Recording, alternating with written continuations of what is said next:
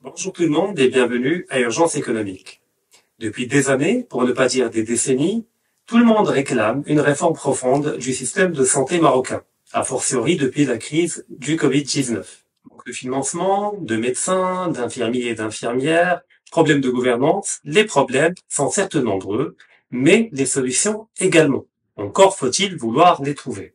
Le salut viendra-t-il du public ou du privé, ou faut-il adopter une nouvelle démarche qui inscrirait le public et le privé dans un schéma de synergie et de complémentarité? On en parle dans quelques instants avec notre invité.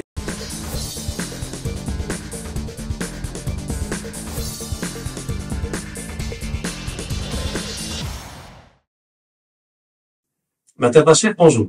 Bonjour Sergi. Je rappelle, vous êtes médecin, réanimateur, anesthésiste, ce qui veut dire qu'on a intérêt à être en bon terme avec vous quand on entre dans une clinique et condition de vous en sortir. Et vous êtes fondateur du groupe Olivier Santé. Vous êtes diplômé de la faculté de médecine de Casablanca, donc vous avez étudié la médecine au Maroc, puis vous avez connu un passage à l'Université libre de Bruxelles pour ensuite revenir au Maroc et exercer en tant que médecin dans le secteur public. Et comme vous ne perdez pas de temps, vous avez décidé de faire un MBA en marketing et management des systèmes de santé à l'ISCAE, que vous avez obtenu. Et vous êtes également doctorant en 3e année en Lean Management hospitalier. Alors, je ne sais pas ce que ça veut dire, vous allez nous l'expliquer. Donc, est-ce que j'ai oublié quelque chose? Parce que je vois que vous êtes un médecin à l'ancienne, c'est-à-dire que vous touchez à différents domaines, enfin, que vous avez une vision globale de la médecine, et pas uniquement comme une pratique... Bon, effectivement, merci Sergi pour cette opportunité de parler d'une expérience vécue d'un citoyen marocain qui a travaillé en tant que médecin public initialement, mais c'était toujours l'initiative d'aller faire ce que j'ai envie de faire. D'accord? Donc l'expérience, le passage de Bruxelles était un passage qui était critique dans ma vie. Bon, j'ai tiré beaucoup d'attention quant à la qualité des soins et quant à la perfection de certains actes et de certaines pratiques que malheureusement on n'a pas eu la chance de les voir ici au Maroc. Donc du coup, il y avait ce souci d'aller pourquoi pas faire ce qu'on a vécu et ce qu'on voit ici se faire à Bruxelles, pourquoi ne pas le faire au Maroc. Donc c'est de ça est venue bon, je dirais comment on l'appelle ça, donc cette initiative ou bien ce souci. Donc je suis rentré, bon initialement comme beaucoup de professionnels, j'ai pratiqué initialement au secteur public, mais aller faire ce que j'ai envie. Absolument, j'ai décidé de partir investir et d'aller travailler en privé. Et d'ailleurs, avant d'aborder la chose, on parlait l'autre fois, dans off, bien entendu, mais vous m'aviez parlé d'une expérience à Bruxelles où vous opériez un citoyen belge, mais où tout le monde était marocain autour. Je veux dire, les médecins, l'infirmier, le chirurgien et vous-même. Donc c'est quand même, ça a été peut-être le déclic, c'est-à-dire que vous voyez de quand on est capable, quand l'environnement le permet. Exactement, et c'est une histoire que je n'arrête pas de la raconter parce qu'il était réel, et on s'est retrouvé un jour, et pas qu'une seule fois, plusieurs fois, et je crois qu'il y a pas mal de Marocains et pas mal de confrères qui ont travaillé partout au monde, qui se retrouvent dans la même situation, c'est que on est des Marocains ou bien des Africains, bon, des Arabes ou des nationalités africaines, et qu'on était dans un hôpital européen, qu'on était en train d'opérer un Européen. Et on parlait même des fois en langue arabe, et on se posait toujours la question, pourquoi nous, on est Marocains, pourquoi on est tous d'autres pays, qu'on a un système de santé qui n'était pas aussi performant, et qu'on est en train d'opérer dans des conditions qui sont que les gens se disaient qui sont les meilleures conditions de travail. Donc, le souci n'est pas bon, je dirais que la problématique de la santé ne vient pas des moyens techniques, ne vient pas des ressources humaines, mais vient d'une complémentarité des ressources humaines, d'une complémentarité des moyens techniques et d'un bon savoir managériel. D'où la volonté après de faire des MBA. Donc c'est pour ça que se lancer dans un investissement de santé, c'était pour moi une conquête. Donc j'étais quelqu'un qui est ignorant dans le monde je vous dis la réalité, c'est un vécu. Donc j'étais ignorant dans le monde des business, dans le monde des affaires. Qu'est-ce que c'est qu'un business plan? Qu'est-ce que c'est que ça? Qu'est-ce que c'est que l'IBIDA? Qu'est-ce que c'est que donc j'étais obligé de ne pas, comme soucieux comme toujours, de ne pas rester stable et stagné dans ma situation. Il faut aller comprendre et chercher l'information là où il est. Donc, je suis parti pour faire une formation, pour comprendre, parce qu'on ne peut pas gérer si on ne comprend pas. On ne peut pas améliorer si on ne maîtrise pas. Donc, ça m'a permis, la formation à l'SKE, c'était la première promotion à l'époque du Master Management, Marketing et Système et Management du système de santé.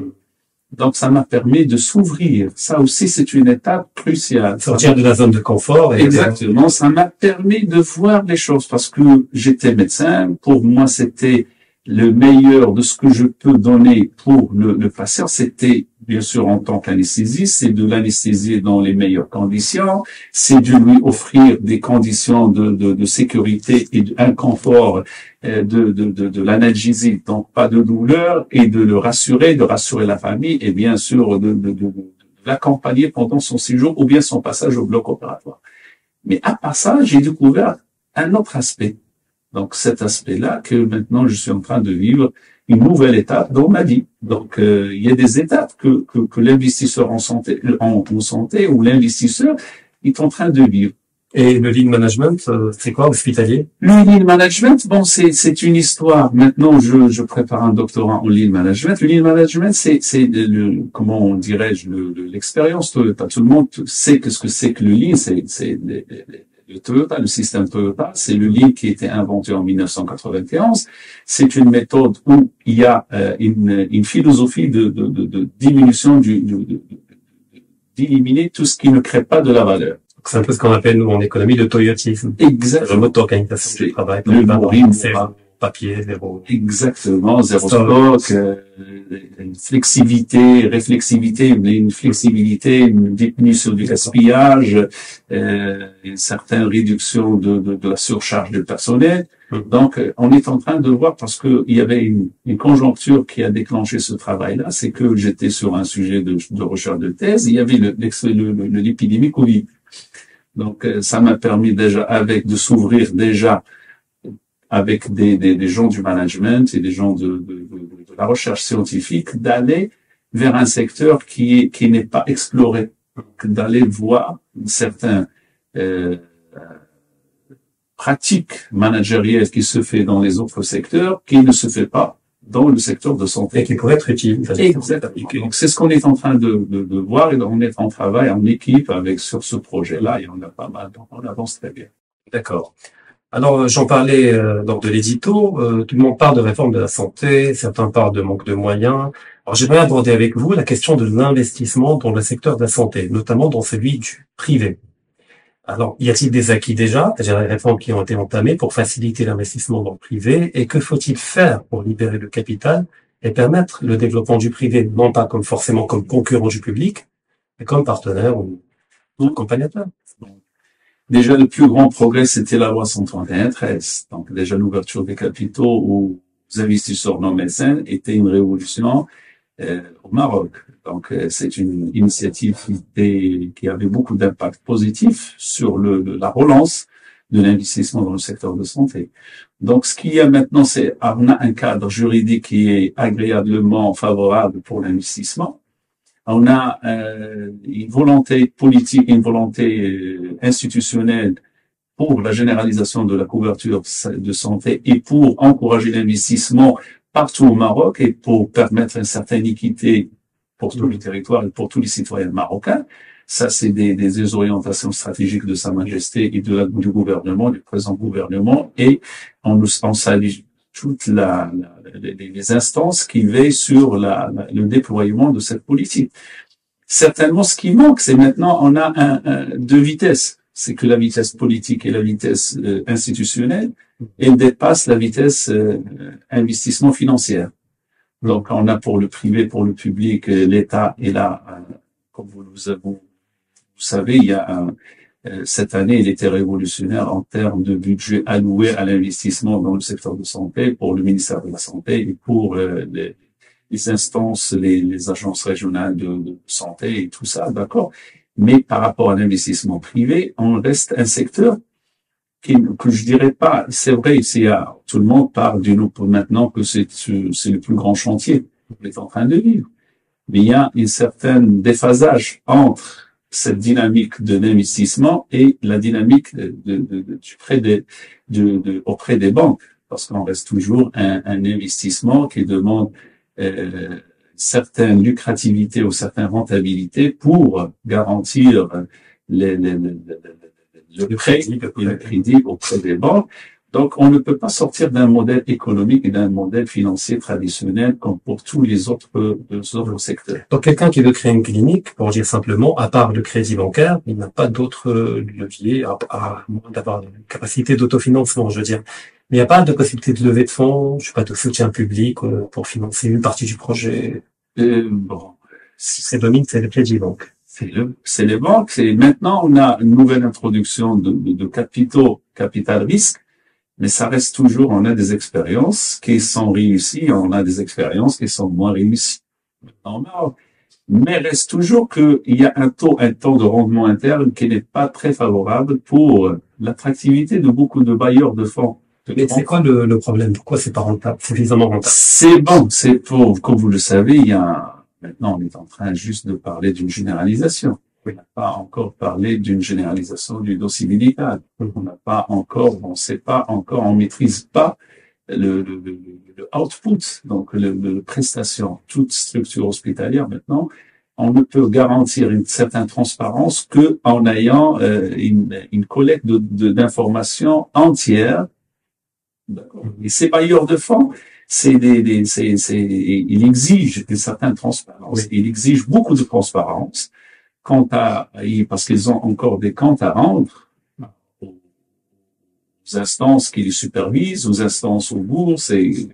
Donc le secteur, il a besoin d'une implication pour essayer d'accompagner la base de données, d'accompagner les structures hospitalières à s'unifier et à avoir une base de données unifiée. Et c'est ce qui est favorable. Ce qu'on salue déjà le ministère de la Santé qui l'a exigé dans la réforme de santé et la loi cadre qui exige qu'il y a une grande volonté et une nécessité de faire un registre national une base de données informatisée pour le dossier patient. Donc en fait le problème, si j'ai bien compris, c'est pas uniquement un problème de rentabilité économique, mais un problème de manque de transparence, pas au sens de honnêteté, mais au sens de manque d'information pour l'investisseur. Il veut savoir que son argent va aller là, qu'il y a telle quantité de patients, telle rentabilité, etc. Mais là, a priori, avec la généralisation de l'AMO, normalement, à terme, le problème doit se régler. Et on ira vers une digitalisation d'une manière ou d'une autre. Obligatoirement. Moi, comme la généralisation de la santé est une avant-première pour un pays en voie de développement et qu'on est fier d'être des Marocains et tout le monde nous salue, il nous dit que même des étrangers quand ils viennent, ils disent que c'est un grand pas que le Maroc a fait dans la généralisation et dans l'amélioration de la couverture médicale et sociale. Donc, ce qu'il y a, c'est que le problème, on ne veut pas vivre des expériences qu'on va épuiser et on va puiser les réserves de ces cotisations. On n'a pas de ressources indéfinies. Oui. Donc, c'est par des impôts que l'on fait. Même cette assurance maladie, il y a derrière ça. C'est vrai, il y a un aspect social derrière ça, mais il y a un aspect économique pour préserver la pérennité de cet investissement. L'État a investi. Donc, le peuple a investi. Mais derrière ça, qu'on soit des professionnels ou qu'on soit des citoyens, on est sensibilisés à agir ensemble pour préserver des acquis, et des acquis pas que pour nous, pour notre descendance, pour nous demain. Demain, aujourd'hui, on est en bonne santé, demain, on aura besoin de cette maladie, on ne peut pas. Donc, tout le monde doit être sensibilisé, qu'ils soient des investisseurs ou que ce soit les prestataires ou que ce soit les adhérents. Donc, chacun de nous doit prendre ses responsabilités et doit agir favorablement pour le bien de tout le monde. Alors, je vais raisonner négativement. Ne pas agir favorablement, ça implique quel risque d'abus, qui pourrait déséquilibrer le système? Surfacturation, au contraire, des patients peut-être qui pourraient faire un mauvais usage de ces mécanismes-là?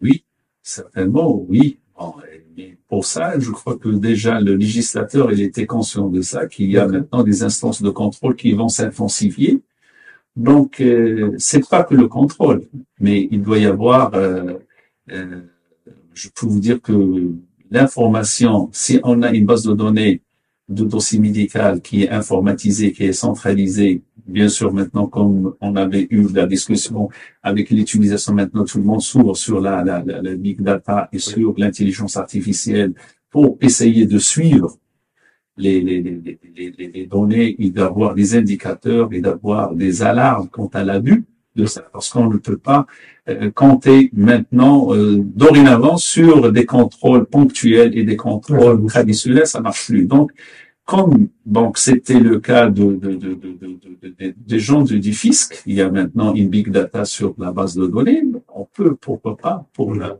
santé. Donc, moi, je suis pour la généralisation d'un dossier médical pour tous les citoyens. Bien sûr, c'est un projet que des gens qui sont derrière, beaucoup de monde qui travaillent sur ce dossier-là, qui va nous permettre non de suivre juste l'usage abusif ou bien la tarification qui est abusive ou bien le fraude, mais ça va nous permettre d'avoir un vrai reporting sur l'état de santé du pays et du peuple et des citoyens. D'accord? Ça va nous permettre même pour les gens, les instances administratives et les instances ministérielles et les instances qui travaillent sur les programmes de prévention, d'avoir une vraie base de données, une vraie idée qu'on peut ajuster au fur et à mesure de l'évolution de telle pathologie ou de tel besoin. Et qui permettrait d'optimiser les ressources financières et humaines pour lutter contre tel ou tel fléau. D'autant plus que, vous corrigerez si je me trompe, mais il y a beaucoup de maladies, avant de diabète et d'autres, dont on n'a actuellement qu'une idée approximative du nombre de personnes qui en souffrent. Et que désormais, avec ce type de procédé, on pourra avoir des données plus pointues par rapport à cela. Alors, l'autre volet problématique, c'est que beaucoup de gens ont tendance à opposer le public au privé. En les voyant dans un schéma de concurrence où chacun cherche à prendre les patients de l'autre, etc. Qu'en est-il réellement et comment peut-on inscrire les deux dans un schéma de complémentarité? Car pour beaucoup de citoyens, le public, c'est la médecine du pauvre, le privé, c'est la médecine du riche. Peut-on investir dans le privé, obtenir un soin de qualité, mais avec des coûts relativement accessibles? Est-ce que c'est possible? Une compétitivité en complémentarité, c'est toute la question que tout le monde se pose. Bon, moi, en tant que professionnel, je peux vous dire que le public est obligatoire, le service public est obligatoire et le service privé est obligatoire. D'accord? Donc, on ne peut pas exiger. Donc, la complémentarité du secteur exige qu'il y ait une certaine, je dirais pas une rivalité, mais une certaine concurrence quant à la qualité de soins et quant à l'accessibilité des soins. D'accord? Moi, je peux vous dire que le public et privé, c'est deux systèmes qui travaillent pour la même raison. C'est de servir le citoyen et de traiter le citoyen et de répondre à un besoin de santé. Donc, on ne peut pas, parce que l'intérêt pour nous, c'est comment traiter et comment exercer notre pratique médicale dans les règles de l'art. Donc, c'est pas le coût et c'est pas je dirais la répartition géographique qui exige qu'il y a des secteurs plus attractifs que d'autres. Donc, ce qu'il y a, c'est que pour moi, je peux vous dire que le privé, il a sa patientèle, le public a sa patientèle. Sauf que maintenant, je veux bien revenir parce que le public... On n'a pas dit clientèle, vous avez dit patientèle. Intéressant, effectivement, faire patientèle, parce que bon, on n'est pas... Bon, ce que je peux dire, c'est que il y a des interventions qui coûtent excessivement cher.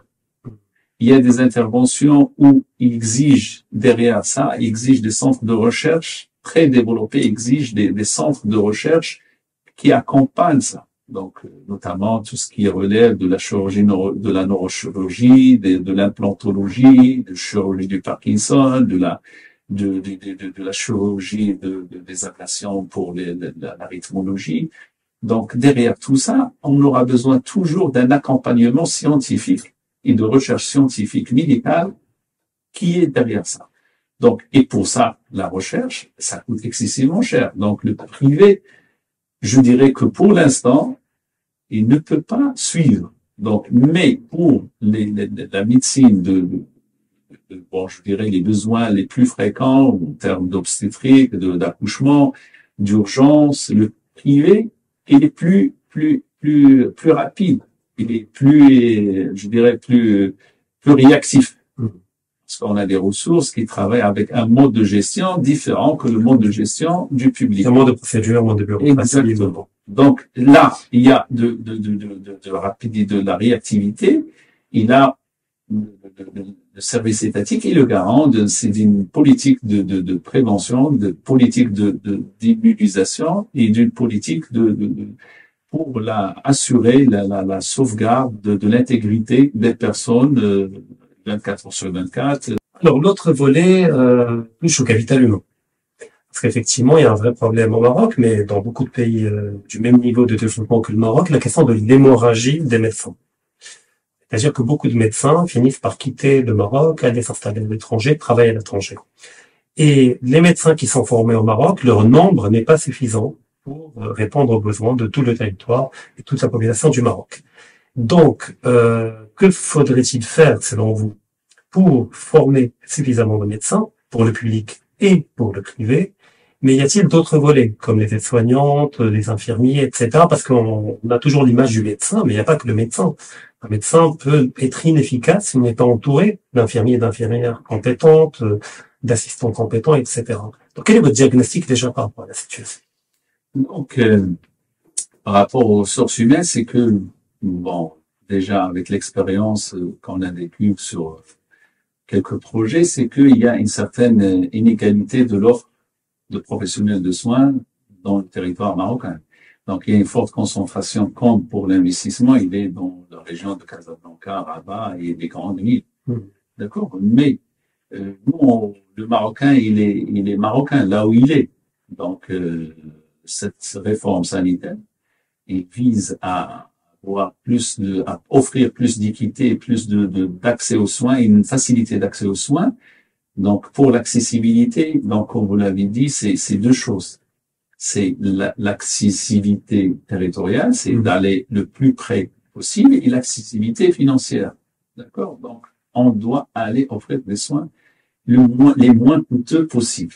D'accord? Pour ça, c'est le capital, bon, je dirais, l'investissement est le même. La construction est la même. D'accord? Si je construis un bâtiment de clinique à Casablanca, il coûte la même chose, si ce n'est pas le plus, à Ouarzazate ou à Al-Rachidia ou à Gulmim, ça va coûter la même chose. C'est question immobilière. Pas exactement. Donc, ce qui reste, c'est c'est les ressources humaines. Bon, je peux vous dire que maintenant, vous avez parlé de l'hémorragie des médecins et de l'exode. Bon, il y a beaucoup d'offres à l'international et maintenant on vit une certaine concurrence à l'international pour le recrutement des professionnels de santé. Le Maroc maintenant, pour cette réforme, on ne peut pas rester sur une vision nationale et régionale. Donc, on est obligé d'aller voir au-delà de ça pour essayer de préserver les acquis. Parce que les acquis maintenant, le Maroc s'est lancé sur un programme de formation de beaucoup de médecins, de beaucoup d'ouverture de beaucoup de facultés pour former plus et ouvrir beaucoup de facultés de sciences, de formation de sciences médicales pour le paramédical et pour les administrateurs et pour les acquis. Mais, moi, je dirais, c'est pas que former plus. Certes, oui, c'est le nom, mais garder le plus. Effectivement, car sinon, on formera plus pour perdre plus. Exactement. On dégarde pas. Donc, c'est l'expérience. Donc, le médecin ou bien le professionnel de santé, c'est un citoyen parmi d'autres. C'est parce que maintenant, il y a une forte demande, comme c'était le cas pour les ingénieurs, les informaticiens à un certain moment. Maintenant, c'est l'époque des médecins. Pour les garder, heureusement que les Marocains adorent leur pays. Et on a cette donnée qui est rare. C'est que le Marocain, même si à 50% de revenus par rapport à d'autres pays, il préfère rester dans son pays. Donc, je dirais pas que on va aller pour offrir que les investisseurs ou bien que l'État est dans l'obligation d'aller une concurrence pour payer plus, mais je dirais d'offrir un package, parce que pour stabiliser les équipes soignantes et les professionnels dans d'autres villes, s'il y a un climat il y a un, comment dirais-je, écosystème. Un écosystème, c'est ce qui est le plus sûr, qui stabilise, c'est l'école des enfants. Et c'est une structure de soins qui doit garantir la sécurité. Donc, c'est un vécu, on a vécu cette expérience dans une petite ville au Maroc, on a investi. C'était la demande quand tu veux recruter un médecin pour venir, c'est toujours, il demande où est-ce que je vais, où est-ce que mes enfants vont étudier. Donc, je dirais qu'il doit y avoir une prise de réflexion, une prise de ça en considération pour les investisseurs dans l'enseignement, que ce soit primaire ou secondaire. Notamment les crèches. Exactement. Pour aller sortir de Casablanca, Rabat, Marrakech, des grandes villes, pour aller s'installer et faciliter, parce que c'est le garant d'une redistribution des ressources professionnelles équitables partout au Maroc. Alors là, ça évoque deux aspects, effectivement. Ça évoque ce que vous expliquez, le fait de comment retenir un médecin, pas malgré lui, mais de le retenir en le convainquant que voilà, si vous restez, il n'y a pas que le salaire, il y a également l'écosystème, l'environnement, même dans les villes éloignées du royaume, etc.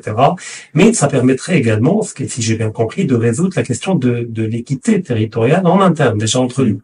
Ça encouragera les médecins à aller s'installer un peu plus loin, etc. Et qu'au fait, c'est pas parce qu'ils sont des patriotes ou pour la gain, n'a pas du gain qu'ils partent, mais c'est parce qu'ils ne trouvent pas les conditions pour exercer normalement au Maroc qu'ils partent. Pas que ça. Bon, pas certainement que ça. Parce que bon, je dirais, bon, l'expérience vécue, c'est qu'il y a des médecins qui sont très bien formés. Mais malheureusement, ils n'arrivent pas à faire ce qu'ils ont le potentiel de faire. Ils sont sous-exploités.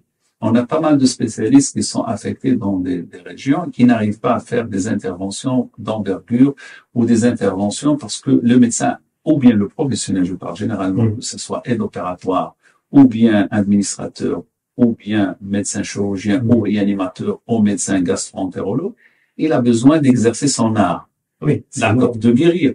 Il ne peut pas rester dans le basique de ces prestations. Je ne peux pas garantir un médecin qui ne fait un gastro qui fait que de la consultation, il n'a pas d'endoscope ou bien de colonoscopie qui ne fait pas d'endoscopie interventionnelle. Donc là, c'est la combinaison entre le matériel et le capital humain. Ça doit être adéquat. Exactement. Et le capital, il y a une logique. Tu ne peux pas investir partout là où tu as un médecin, aller investir le maximum parce qu'il y a une logique d'équilibre financier. Donc, on ne peut pas se permettre déjà dans les hôpitaux publics et même dans les cliniques, il y a des investissements qui sont excessivement chers. Et ça pèse lourd pour la pérennité de ces établissements. Exactement, ça coûte excessivement cher. Donc, il doit y avoir une autre façon de voir. J'invite les gens à réfléchir. Donc, on parle déjà dans la réforme de santé qu'il doit y avoir un partenariat public-privé. Donc, le partenariat public-privé, rien que la semaine dernière, j'ai eu un échange avec un directeur de CHU de France. On avait l'occasion de le croiser dans un congrès d'innovation d'intelligence artificielle au service de la santé à Rabat. Donc, il a parlé comme quoi maintenant, ça fait des années que en France, les grands investissements, là où ils sont partagés entre le public et le privé. Il y a des jours où c'est le public qui installe et c'est le privé. Donc, l'utilisation, le bon usage des moyens, ça peut être, c'est pas que le technique, mais je dirais même les ressources humaines. On ne peut pas autoriser un échange d'utilisation des moyens techniques sans qu'il y ait l'utilisation de ressources humaines. Moi, je préfère qu'un médecin, s'il est dans une ville, et même la déontologie le permet, mais s'il est étatique et on a un besoin en privé, je préfère que ce médecin travaille. Il y a plusieurs façons de faire. Ce médecin-là, s'il travaille et il est payé, il doit payer ses impôts. Ça, c'est juste une invitation parce que je dirais que c'est parmi les sources qui peut améliorer la rentabilité des ressources humaines, c'est une certaine ouverture des deux systèmes. L'ouverture des systèmes privés au public et l'ouverture du système public au privé. Il y a des hôpitaux que maintenant, il y a des cliniques et on n'a pas de réanimateur pour l'hôpital public le week-end. Donc, il peut y avoir une réflexion, prise de décision régionale. Et ça, c'est pas des situations qu'on peut résoudre en centrale. C'est des choses qu'il faut maintenant, avec la nouvelle réforme, qu'il faut aller vers l'avant pour essayer d'optimiser l'utilisation des ressources humaines et les ressources techniques. Essayer d'optimiser dans un aspect régional ou un aspect de ville et ou bien pour qu'on puisse utiliser nos moyens parce que c'est le garant d'une meilleure efficience du système. Donc, il s'agit, là encore, si j'ai bien compris, de mettre en place un mécanisme qui permettrait de mutualiser une partie des ressources du public et du privé pour permettre un effet de vase communicant pour compenser les manques ponctuels ou territoriaux, etc. D'accord. Alors maintenant, l'autre volet, les infirmiers, infirmières et soignants, etc. Est-ce qu'on a toujours un manque important, alors en termes de nombre, mais également en termes de qualification? Le nombre, je dirais que, expérience faite, on a assez de demandes d'emploi. On a assez de diplômes. Mais on n'a pas assez de diplômés qui sont bien formés pour certains postes qu'on propose. Alors, qui les forme déjà? C'est le public, privé, les deux? Bon, je dirais la majorité maintenant, c'est le privé qui forme plus que le public. Parce que la majorité des diplômés du public restent dans le public. Pour le privé, maintenant, le recrutement dans le secteur privé, on a presque 95% des demandes sont des gens qui sont diplômés des instituts, des établissements privés. Je ne critique pas la qualité de formation, mais c'est pas le programme qui manque, mais c'est les terrains de stage. Donc, ce qu'on a remarqué, c'est qu'il y a des établissements qui forment des gens sur l'aspect théorique très bien, mais sur la pratique, il manque de recul de stage. Par contre, on a des profils où tu as des gens qui font n'importe quoi. Ils ont eu beaucoup de stages, mais ils n'étaient pas accompagnés. Donc, si on veut vraiment, et je dirais que c'est maintenant si tu recrutes, et ça, je crois que tous les gens, les investisseurs ou bien les gens qui travaillent dans la gestion des hospitalières, c'est quand tu recrutes maintenant un nouveau profil, la majorité, il faut le former. Donc, la politique maintenant pour le recrutement, c'est un recrutement et un établissement. Tu dois avoir une formation pour améliorer les acquis et améliorer et adapter le profil professionnel aux besoins que tu proposes. Donc là, c'est pour ça que je dirais que logiquement, le secteur privé doit s'ouvrir pour être des terrains de stage pour les écoles privées, pour les écoles de formation privées et même pour les écoles de formation publiques. Donc, il y a des activités qu'on peut maintenant offrir d'accompagnement, sauf qu'il doit y avoir, je dirais, une charte d'accompagnement des professionnels de formation. Donc, c'est pour ça que je dirais l'effectif, le Maroc, on a encore des jeunes on a encore de la population qui est jeune. Il y a assez de demandes, mais la formation, la qualité de formation, là, on pas forcément au rendez-vous. Donc, pour récapituler et conclure, je dirais que, d'après tous les éléments que vous avez partagés avec nous, qu'on ait une réforme de la santé qui soit efficace, il faut premièrement arrêter d'opposer systématiquement le public au privé et de les voir plutôt comme des partenaires faisant partie d'une synergie, que cette synergie doit se faire également par des ouvertures relatives de part et d'autre, donc une mutualisation des moyens avec des effets de vase communicants entre les deux, en prenant en compte la dimension territoriale et la dimension capital humain. Comme vous avez dit, il manque un médecin ici, peut-être là, de tel CHU à telle clinique privée. Et il y a également la dimension territoriale, c'est-à-dire que pour retenir les médecins, il ne suffit pas d'en former beaucoup, mais il faut également leur faire un package, je reprends votre expression, qui intègre également la dimension d'écosystème. Et là, il faut également des ouvertures vers l'éducation, les crèches, les écoles. Et donc, c'est une approche systémique qu'il faut. Et pas plusieurs approches topiques qu'il s'agira de cumuler. Comme on dit, c'est avec un tas de briques, on fait pas une maison. Il faut une architecture qui permettrait au tout de communiquer. Est-ce qu'il y a d'autres éléments que vous aimeriez ajouter ou partager par rapport toujours à ces... Bon, je dirais que, c'est vrai maintenant que ce qu'on est en train de vivre pour notre pays, c'est quelque chose d'extraordinaire. et qu'on ne doit que saluer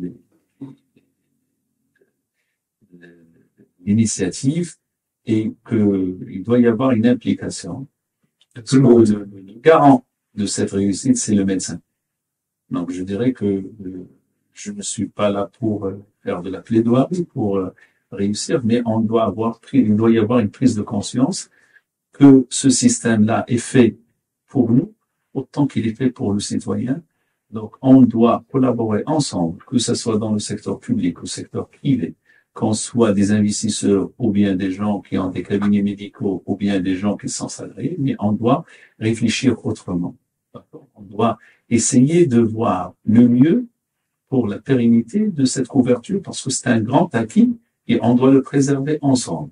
Et l'élément clé, c'est le médecin parce que c'est lui le garant de cette offre de soins et je crois que les politiques, le cadre législatif, il est assez large et assez complet pour garantir des initiatives régionales ou des initiatives financières pour le mieux de notre pays. Certes, ça ne peut pas garantir une attractivité des fonds, parce que derrière tout ça, il y a un aspect financier, un aspect économique, comme je disais tout à l'heure. Il y a un aspect économique qu'on doit avoir peut-être une réflexion de la part de l'État pour encourager les bailleurs de fonds ou bien de voir certains modes d'investissement, de financement qui peuvent alternatifs. Certainement, on aura cette chance dans le nouveau programme que l'État est en train de voir, la réforme, la charte d'investissement. Et que Dieu nous aide tous pour le bien de notre pays. Exactement. Martin Pacher, merci infiniment. Merci, Sébastien. Je remercie également toutes les personnes qui nous ont suivis et je vous donne rendez-vous comme d'habitude la semaine prochaine pour un nouvel épisode.